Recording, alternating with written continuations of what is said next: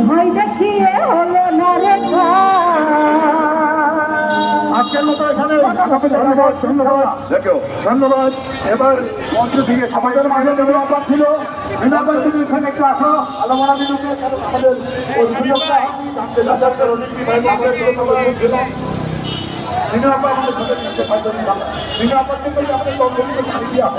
এবার একটু চলে পানি যাবে না আপনার যে পানির মুখে লুকিয়ে আছে ধন্যবাদ।